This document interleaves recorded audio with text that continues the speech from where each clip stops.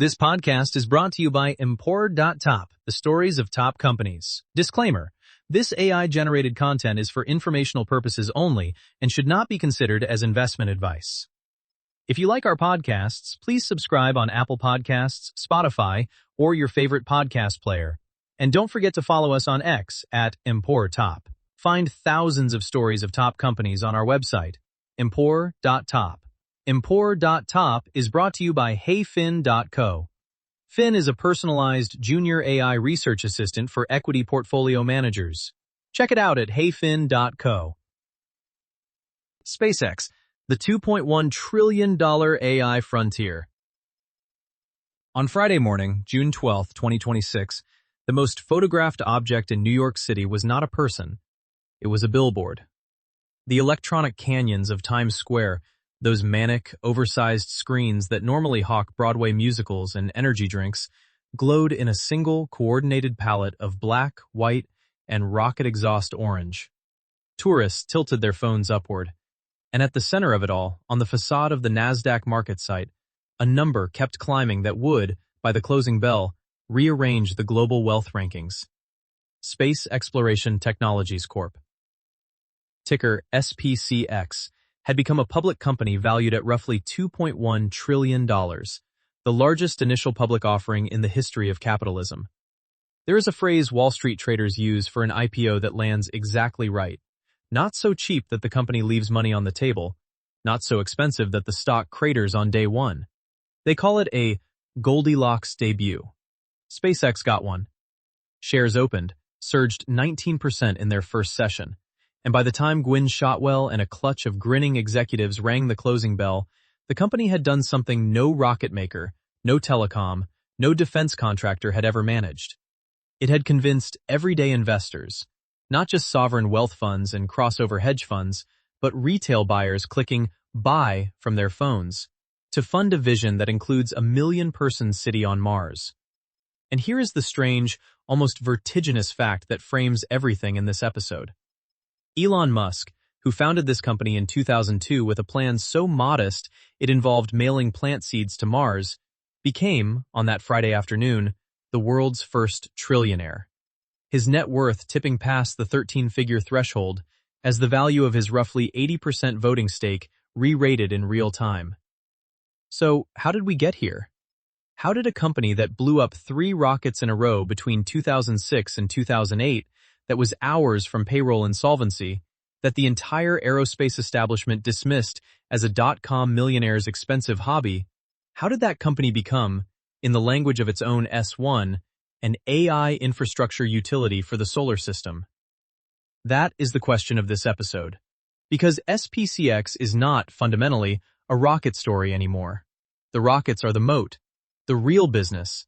The thing that produced the cash flows that made this IPO mathematically defensible is a satellite internet network that became a telecom giant, wrapped around an artificial intelligence ambition that the company values at the center of a $26.5 trillion total addressable market.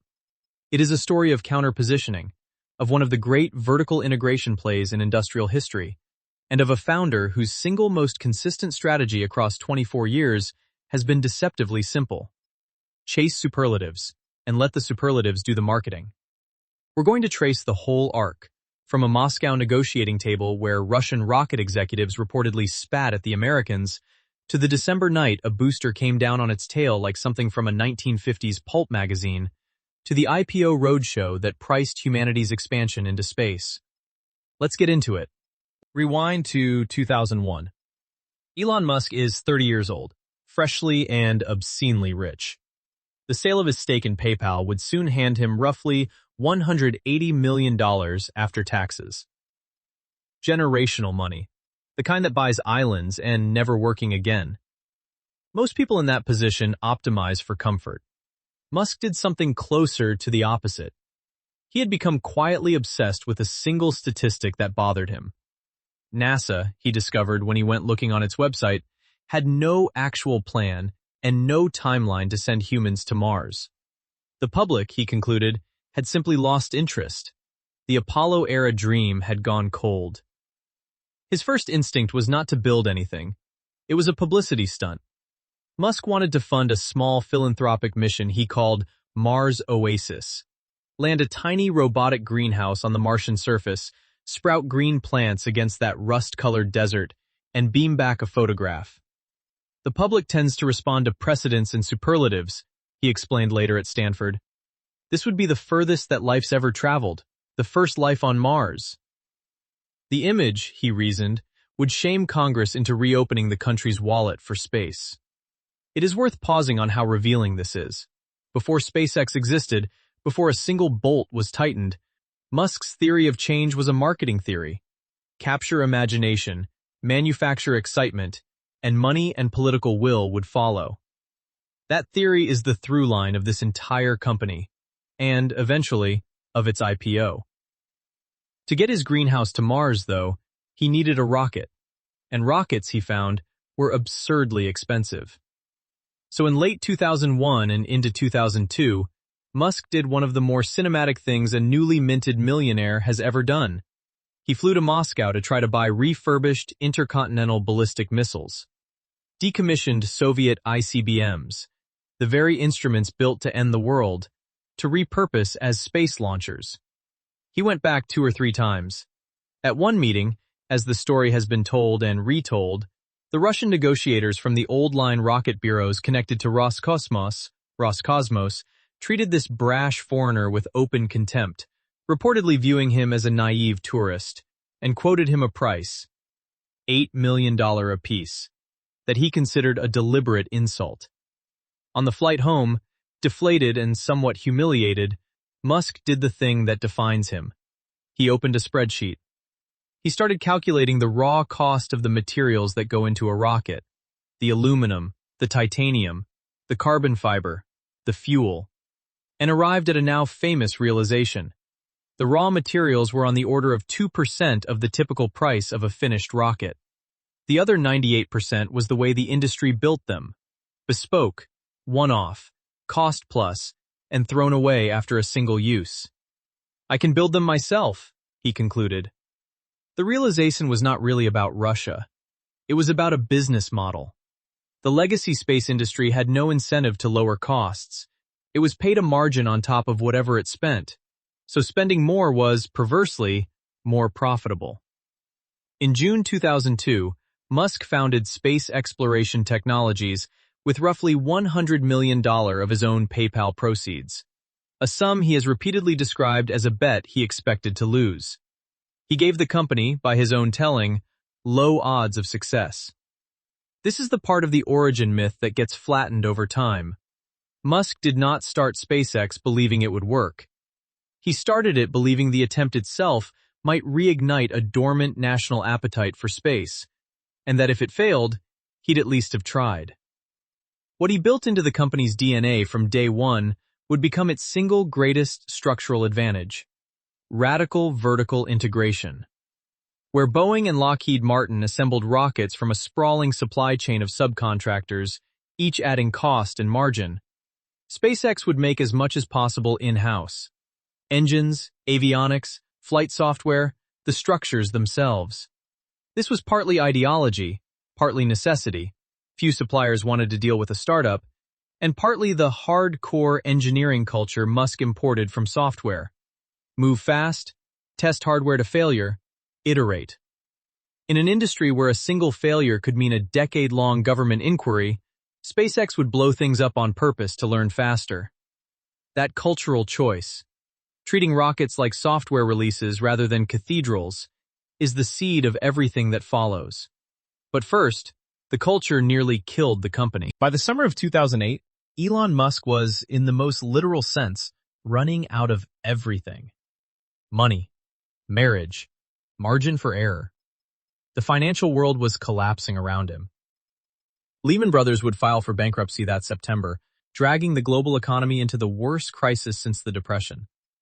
And inside that macro catastrophe, a much smaller drama was reaching its own breaking point on a remote atoll in the Pacific. SpaceX's first rocket, the Falcon 1, was a slim, single-engine vehicle launched from Omelek Island, a speck of coral in the Marshall Islands. And it kept failing. The first flight, in March 2006, caught fire seconds after liftoff and crashed back toward the island. The culprit, a corroded aluminum nut. The second, in March 2007, made it to space, but the upper stage sloshed its fuel and tumbled. The third, in August 2008, suffered a timing error during stage separation. The stages collided. 3 launches, 3 failures. And this is the gut punch. The third flight had been carrying payloads, including ashes belonging to NASA astronaut Gordon Cooper and actor James Doohan, Star Trek's Scotty. They were lost in the Pacific. Here is the financial reality nobody outside the company fully understood at the time. Musk had enough money for, at most, one more attempt. Tesla was simultaneously hemorrhaging cash and weeks from its own insolvency. He has since described having to choose, mentally, how to split his last reserves between the two companies, knowing that one wrong move would sink both. Employees later recalled the morale crisis, the sense, after the third failure, that they had given years of their lives to something that was about to die. Musk gathered the team and told them essentially that they would fly a 4th time, and that he would find the money somehow. They scrambled. The 4th Falcon 1, assembled partly from spare parts, was rushed to the pad. On September 28, 2008, it lifted off Omelek Island, and this time, everything worked. Falcon 1 reached orbit, the first privately developed liquid-fueled rocket ever to do so. In the control room, the celebration was less joy than collapse, the sound of people who had been holding their breath for 2 years. It is one of the genuinely mythic moments in modern business history. A company that bet its entire existence on being first, and got there with what Musk has said was essentially the last of the capital. But the 4th flight, for all its symbolism, did not save SpaceX. A working rocket with no paying customers is just a very expensive fireworks display. What saved SpaceX arrived 3 days before Christmas. On December 23, 2008, NASA awarded SpaceX a commercial orbital transportation services contract, part of a program structured to pay private companies to resupply the International Space Station, worth $1.6 billion for 12 cargo flights. For a company that had been counting payroll in weeks, $1.6 billion was not a contract. It was a defibrillator. And this is where the 2008 story rhymes with the broader 2008 story in a way that matters for investors. While the financial crisis was teaching the world that scale and government backstops separated the survivors from the dead, SpaceX learned the same lesson in miniature. The COTS contract was not charity. NASA needed a cheaper ride to the station and was willing to cede a competitor to the old guard. But the effect was that the U.S. government became SpaceX's anchor customer and de facto venture backer at the exact moment private capital had vanished. Survival, in a year when survival was the only thing that counted, became the company's first real competitive advantage. The lesson Musk drew, that being indispensable to a deep-pocketed customer is its own kind of moat, would shape every strategic decision that followed. Now he needed a rocket worthy of that customer. The Falcon 1 was a proof of concept. The next vehicle would be the business. To understand the leap from Falcon 1 to Falcon 9, picture the difference between a kit plane and a commercial airliner. The Falcon 1 had one engine and could lift a few hundred kilograms. Enough to prove the physics, not enough to make money. The Falcon 9, which first flew in 2010, had 9 engines clustered at its base, hence the name, could carry serious commercial and government payloads, and was designed from the outset around an idea the entire industry considered borderline crackpot. That the most expensive part of the rocket, the first stage booster, could fly back down, land intact, and be used again. Think about what expendable actually meant in legacy aerospace. Every single launch threw away a machine that cost tens of millions of dollars to build. Musk's favorite analogy was devastating in its simplicity. Imagine if every Boeing 747 were scrapped after one flight from Los Angeles to New York. A transcontinental ticket wouldn't cost a few $100s. It would cost $250,000. That, he argued, was exactly the economics strangling spaceflight. The industry had quietly accepted that rockets were disposable, the way you'd accept that a bullet is disposable. SpaceX's entire counterpositioning thesis was to reject that premise. The attempts to land a booster were for years a public comedy of explosions. SpaceX even released a blooper reel of boosters cartwheeling into the ocean and detonating on landing barges. Again, the software culture instinct to fail in public and learn fast. Then came the night that changed the industry's math. On December 21, 2015, the first stage of a Falcon 9 lifted a payload to orbit, separated, flipped around, reignited its engines, and descended through the Florida dark to settle upright on a landing pad at Cape Canaveral. The first time an orbital-class booster had ever been recovered intact. Inside SpaceX's Hawthorne headquarters, employees reportedly chanted, "USA! USA!" so loudly that Musk could barely be heard. It looked frankly like science fiction. A skyscraper-sized rocket lowering itself tail first onto a bullseye. The economics of what that unlocked are the whole ballgame. A recovered booster could be inspected, refurbished, and reflown. Over the following decade, SpaceX drove the marginal cost of a launch down and the cadence up to a level that made the rest of the world's launch providers look like horse-drawn carriages at an auto show. The company came to perform the majority of the planet's orbital launches by mass, the largest space launch operation on Earth. Reusability didn't just make SpaceX cheaper, it made the competition's entire cost structure obsolete. Now, the old space response. This is where it gets almost painful to watch. Boeing and Lockheed Martin had jointly formed a launch venture, United Launch Alliance, that for years enjoyed a comfortable government monopoly on national security launches. A cost-plus arrangement with little pressure to innovate. Arianespace, Europe's launch champion, had a CEO who, as late as the mid-2010s, publicly doubted reusability would ever be economical. The incumbents were trapped by a classic disruptor's dilemma. To match SpaceX, they would have had to cannibalize the lucrative expendable rocket businesses they were built on and admit their core model was dead. They couldn't, and they didn't, fast enough. Counterpositioning works precisely because the incumbent's rational self-interest prevents them from copying you. By the time the establishment took reusability seriously, SpaceX had a half-decade head start and a flight-proven fleet. But here's the twist that turns this from a great launch business into a trillion-dollar one. Reusability gave SpaceX something nobody else had: cheap, abundant access to orbit. And the most valuable thing you can do with cheap, abundant access to orbit is not launch other people's satellites, it's launch your own. For most of SpaceX's life, the launch business was the face of the company and the source of its mythology. But somewhere in the late 2010s, a second business began quietly growing inside it that would, by the time of the IPO, become the actual financial engine of the entire enterprise. That business is Starlink. And to understand why it changed everything, you have to understand the problem it solved. And the problem it created for SpaceX's own balance sheet. The pitch was deceptively simple. Blanket the planet in a constellation of thousands of small satellites flying in low Earth orbit, close enough to the ground that the signal latency feels like terrestrial broadband, and beam high-speed internet down to a pizza box-sized dish anywhere on Earth. Rural Montana, the middle of the Atlantic, a battlefield in Ukraine, a village with no fiber and no prospect of ever getting it. Previous satellite internet ventures had tried versions of this and gone spectacularly bankrupt in the 1990s. The names Iridium and Teledesic were industry shorthand for capital incineration.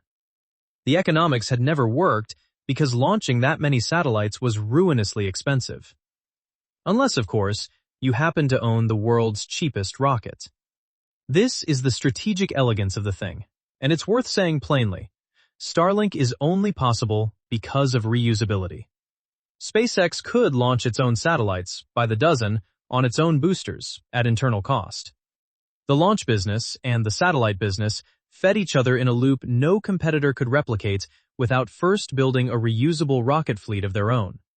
By the mid-2020s, Starlink operated the largest satellite constellation in history, more than 10,000 active satellites in low orbit, by far the biggest such system ever flown.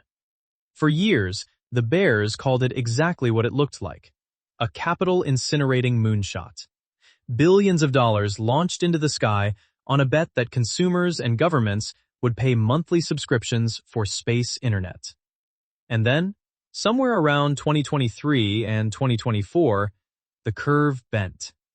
The subscriber base crossed into the millions, and in 2025, the numbers turned genuinely staggering. According to reporting on the segment's financials, Starlink generated roughly $11.4 billion in revenue in 2025, at EBITDA margins around 63%. Sit with that margin figure for a moment. A 63% EBITDA margin is not a hardware company number.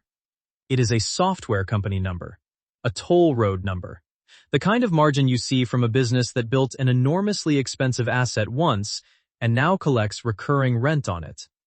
That is the conceptual shift investors had to make to underwrite this IPO. SpaceX stopped being a launch company that happened to run a satellite side project and became a telecom and connectivity utility that happens to own a launch company. Starlink is a recurring revenue, subscription business with the gross margins of a SaaS firm and a customer base spanning consumers, airlines, maritime fleets, and, critically, militaries that now treat space-based connectivity as essential infrastructure. The launch business is cyclical and lumpy. The satellite business is a monthly check that arrives whether or not a rocket flew that week. This is the scale economy's flywheel that funds everything else in the Musk empire's space wing. More launches lower the cost per launch. Lower launch costs make more Starlink satellites economical. More satellites mean more subscribers and more cash. More cash funds the next, larger rocket, Starship, which lowers launch costs further still.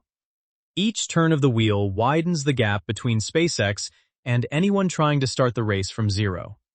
And it was this cash flow, finally, that gave Musk the financial credibility to do the most audacious thing in the entire SPCX story: fold his artificial intelligence ambitions directly into the rocket company. Every Elon Musk company is eventually revealed to be a single company wearing different costumes.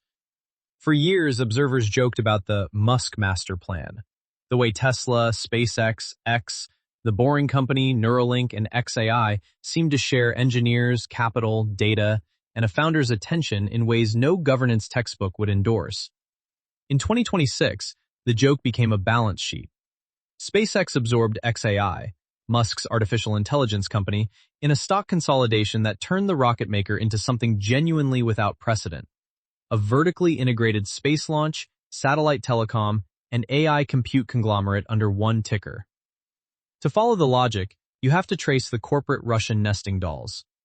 In 2023, XAI, Musk's startup built to develop the Grok large language model as a rival to OpenAI and Anthropic, acquired X, the social media platform formerly known as Twitter that Musk had bought in 2022 for $44 billion. The rationale was data.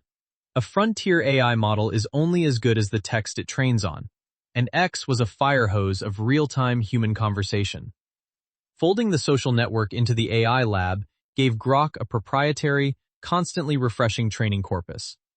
Then, in 2026, SpaceX acquired the combined XAI-X entity, bringing the model, the data, and the social platform under the rocket company's roof just ahead of the public listing. The obvious question, the one every acquired listener is already shouting, is, did SpaceX overpay? Folding a money-losing social network and a cash-burning AI lab into a profitable space company is exactly the kind of de-worsification that has destroyed conglomerates before. The ghost haunting this deal is AOL. Time Warner, the 2000 merger that fused a hot internet company onto an old media giant and vaporized something like $100 billion in value when the synergies turned out to be fictional. Skeptics look at SpaceX XAI and see the same pattern: a founder using the inflated currency of one beloved business to bail out his troubled others. But the bulls point to the opposite historical analogy. Google's 2006 acquisition of YouTube, a then unprofitable site that looked like a reckless overpay and turned out to be one of the great bargains in corporate history, because the acquirer's infrastructure, Google's ad engine and server farms, was exactly what the target needed to become a giant. The SpaceX bull case rests on an analogous claim of genuine physical synergy, and it is the single most important idea in the entire IPO. It is called the orbital data center. Here is the concept in plain terms. Training and running advanced AI models consumes staggering amounts of electricity, and just as critically, water and land for cooling. Terrestrial data centers are colliding with the physical limits of the power grid.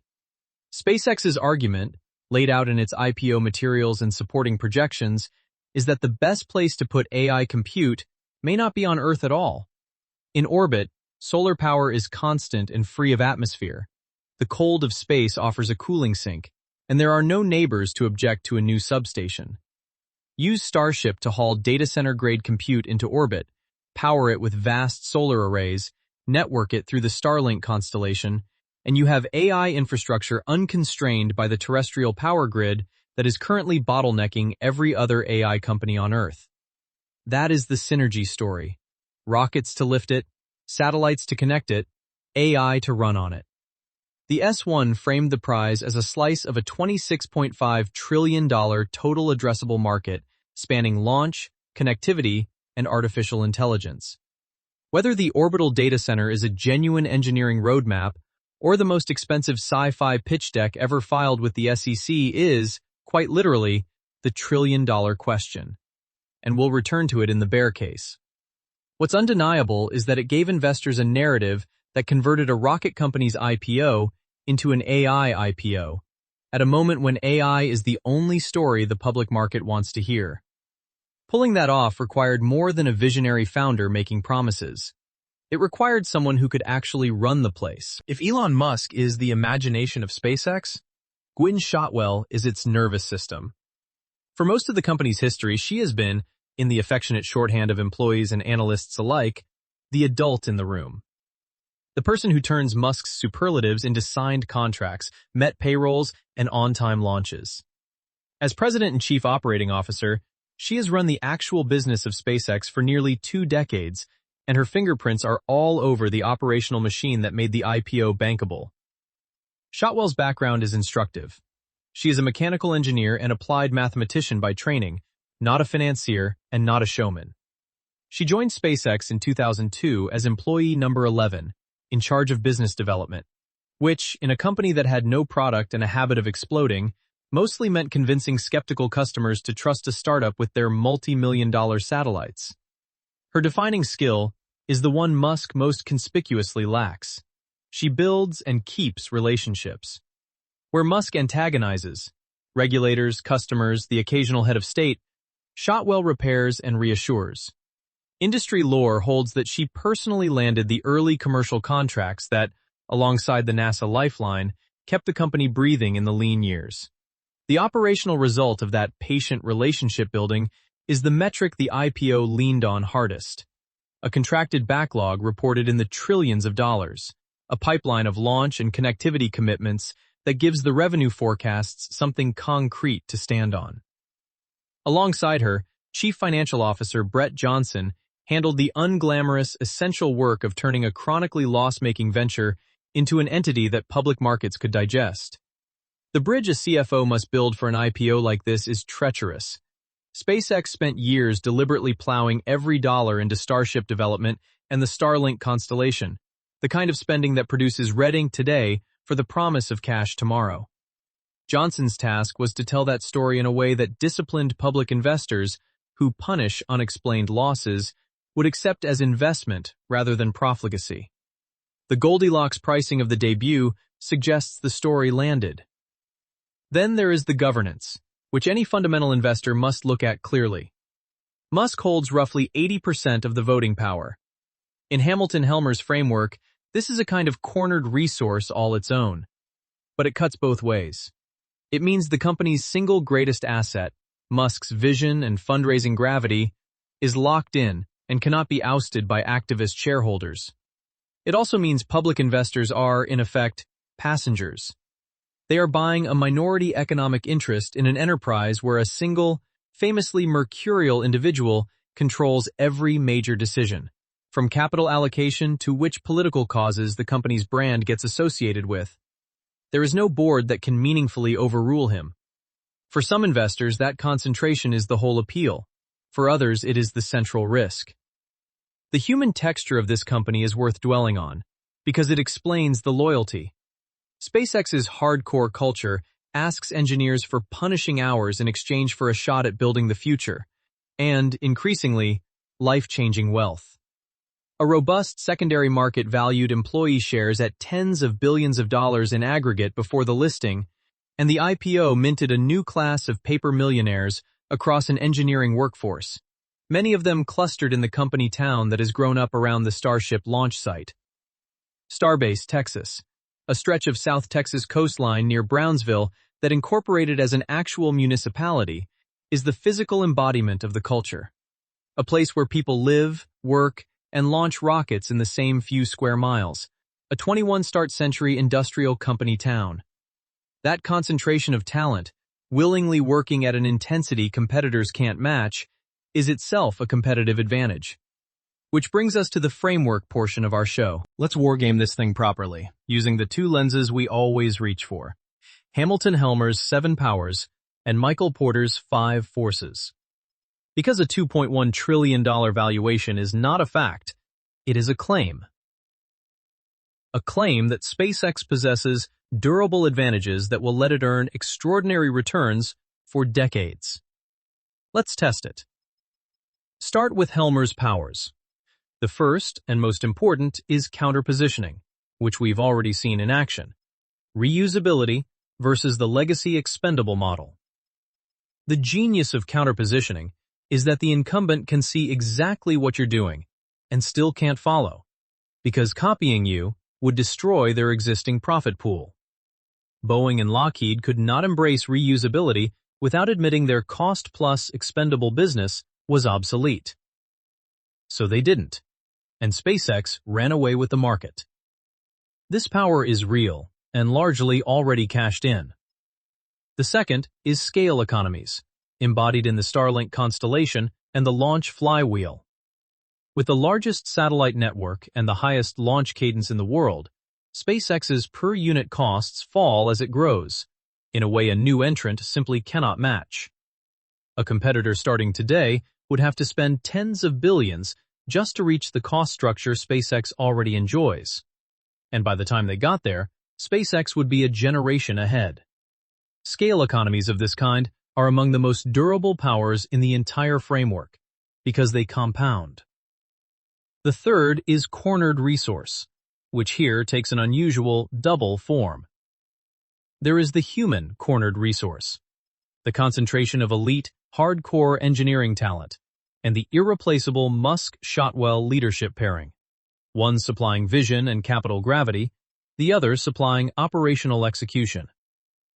And there is the regulatory and orbital cornered resource, spectrum rights, and the physical orbital slots that Starlink has claimed by being first to fill low Earth orbit at scale. There is only so much room in the most desirable orbits, and SpaceX got there first. Now Porter's 5 forces, which test the structure of the industry itself. Barriers to entry are, almost comically, the highest of any industry on Earth.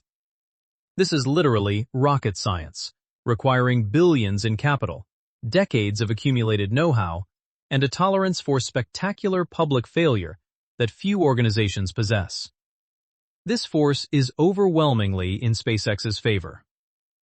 Buyer power is where the picture gets more nuanced and more interesting. For most of its life, SpaceX had essentially one buyer that mattered: NASA. And a single dominant customer is a vulnerability, because that customer can squeeze your margins. The strategic brilliance of Starlink was diversification. It transformed SpaceX from a contractor dependent on government largesse into a company with millions of individual consumer and enterprise subscribers, plus airlines, shipping fleets, and allied militaries. When your buyers number in the millions, no single one has power over you. That diversification is arguably the most important strategic de-risking in the company's history.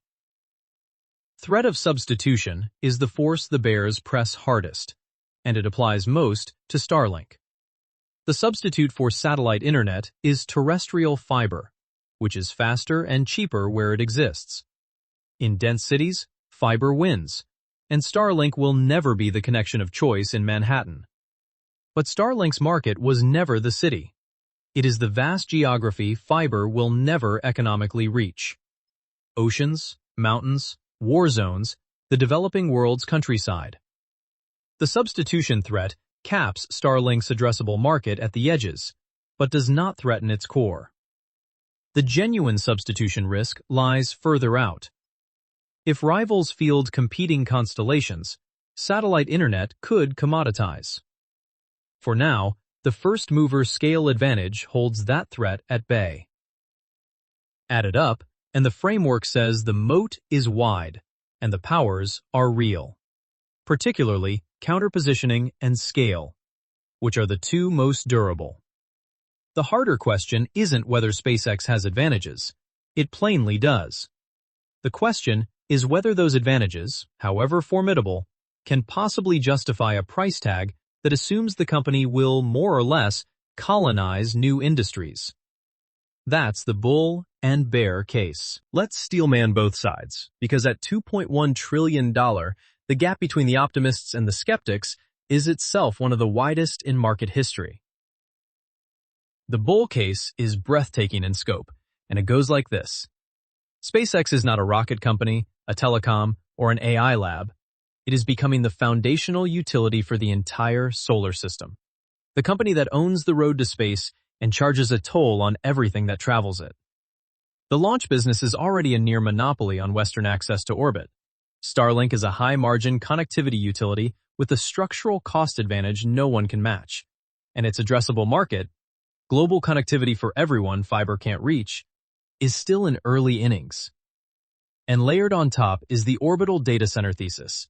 The argument that as terrestrial AI slams into the hard ceiling of the power grid, the only place left to scale compute is space, where SpaceX alone has the rockets to lift it, the solar exposure to power it, and the constellation to connect it.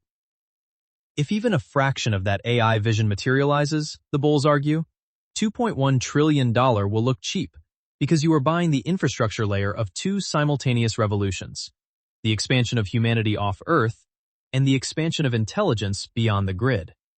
It is the Standard Oil argument for the 21st century. Own the indispensable resource at the base of an entire emerging economy. The bear case is just as forceful, and it starts with arithmetic. To justify $2.1 trillion, SpaceX must deliver growth that one analyst characterized as borderline comical. It must not merely dominate launch and connectivity, both of which are already substantially in the price, but successfully birth entirely new industries that do not yet exist. The orbital data center, for all its conceptual elegance, has not been demonstrated at scale. Powering, cooling, servicing, and upgrading a data center in orbit poses engineering problems that may prove far harder or far costlier than the pitch deck suggests. Strip out the speculative AI optionality and ask what the proven businesses, launch plus Starlink, are actually worth. And the gap between that figure and $2.1 trillion is the bear's entire thesis. The valuation in this telling is a bet on a future that may arrive late, arrive expensive, or not arrive at all. The bear case also carries risks that have nothing to do with engineering. There is key person risk of an extreme kind. A company whose value is inseparable from a single founder who controls 80% of the votes, splits his attention across multiple companies, and has shown a capacity to become, in the words of his own supporters, his own worst enemy. Wading into polarizing politics in ways that can alienate customers and governments alike. There is geopolitical risk. China's Chengguo Guojia Hangpianju, CNSA, and state-backed champions are racing to field their own mega constellations and reusable rockets. And a meaningful slice of SpaceX's business depends on government relationships that politics can sour. And there is concentration of regulatory exposure. Spectrum, orbital slots, and launch licenses all sit in the hands of agencies that can move against a company that has made itself this powerful, this fast. So what should a long-term investor actually watch? Not the share price, and not Musk's social media feed. 3 KPIs cut through the noise. First, Starship launch cadence. The rate at which the next-generation vehicle reaches reliable, high-frequency, fully reusable operation. Because Starship is the lever under both cheaper launch and the entire orbital data center dream. If its cadence stalls, the AI thesis stalls with it. Second, Starlink subscriber and margin trajectory. Whether the connectivity utility keeps compounding subscribers while holding those remarkable margins, because that is the cash engine funding everything speculative. Third, the orbital compute milestones.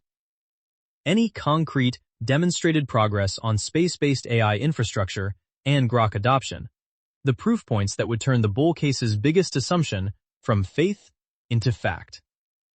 Track those 3, and you will understand this company's fundamentals better than any headline about Musk's net worth. There is a detail from Friday that is almost too on the nose. The kind of thing a screenwriter would cut for being heavy-handed. In Times Square, where the famous New Year's ball descends each December as a symbol of time running out, SpaceX arranged for a ball to rise.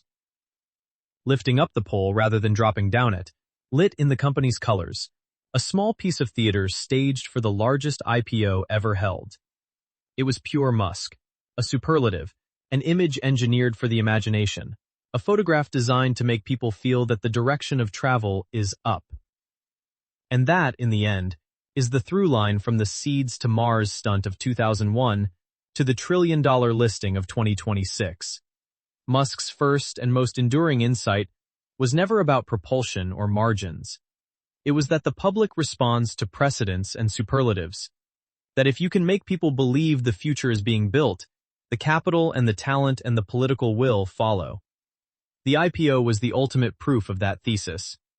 Everyday investors, not just institutions, bid the stock up 19% on day one, validating a quarter-century-old bet that excitement itself could be a business model.